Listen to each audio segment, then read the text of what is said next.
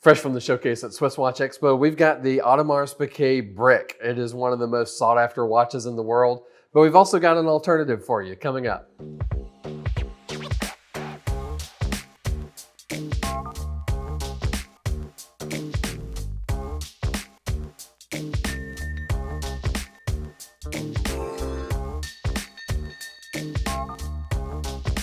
So this morning at SwissWatchExpo, we've got the Audemars Piguet Brick, so-called. It's the 26470 OR on the full bracelet, but we've also got an alternative for you. It is the 26331 OR on a strap.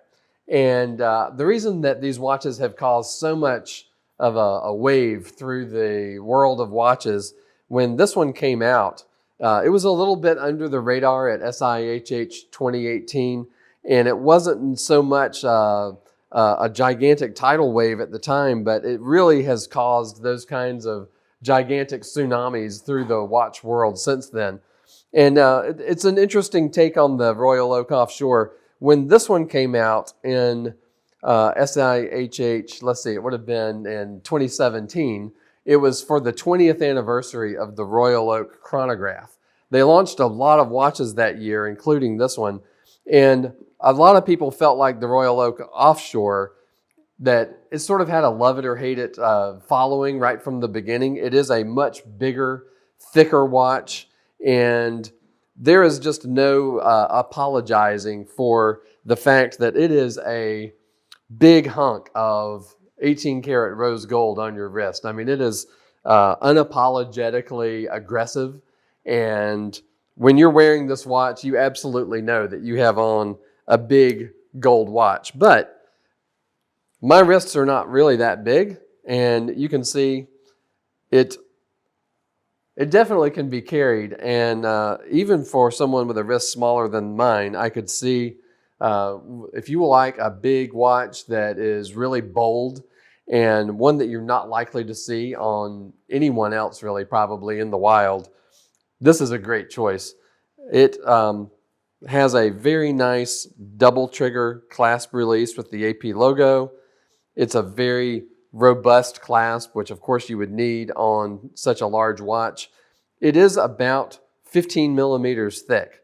And when you look at this watch, the dial is really one of the stars of the design element. It's the Grand Tapisserie dial, so they're the large waffle shaped design in the dial. I love the black subdials on this one and the way they're offset, the way they're sort of counterweighting the date window. And then there is a chapter ring that has the tachymeter scale on it as well. So it's really got a lot going on. When you look at the classic Royal Oak Offshore design elements, of course, you've got these ruthenium coated signature sort of porthole screws. And then that surface of the bezel is brushed. The edges are high polish, and then you get to another layer of rose gold, and then the classic Royal Oak Offshore, sort of a thick gasket that becomes part of the structural part of the watch. Then we finally get to the case. And there's so much attention to detail on the case. These crown guards, the way they're sort of angular and reflecting the shape of the watch, the crown and the pushers are ceramic on this one. They're really well made, very durable. But when you look at the different kinds of brushed finish on this one, there's even different brushings in different parts of the watch. So the grain is actually different. It's all applied by hand. And when you look at this edge bevel that just fluidly goes right into the edge bevel on the bracelet. And then the bracelets on these are so well made. It's a master class on how to make a great bracelet that the other watch companies could certainly do well to pay attention to. Everything's tapered so perfectly. Everything's so tight. The center links are very tight compared to the main links. You really just don't even see any sort of daylight between them at all. But love the movement, of course, on this particular one. They did the exhibition case back, so you can see the movement. It's a 22 karat gold rotor. On one side, it has the Audemars family crest, and the other side, Piguet, just to point out to you that this is still one of the great watch companies that's still held in the hands of the families rather than some corporate conglomerate. Though, can't say enough good things about the brick. But if that seems like it's a little much, maybe a little too aggressive for you, this is a great alternative.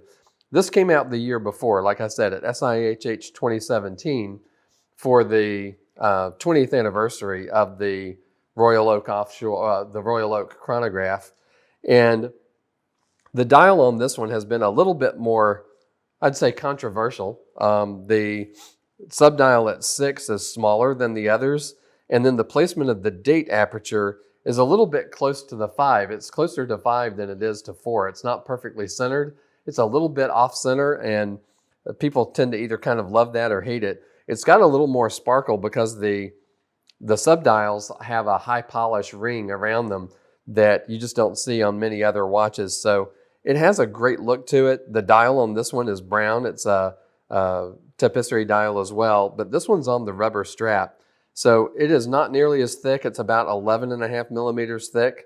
And at 41 millimeter, it's a smaller diameter than the 42 on the brick.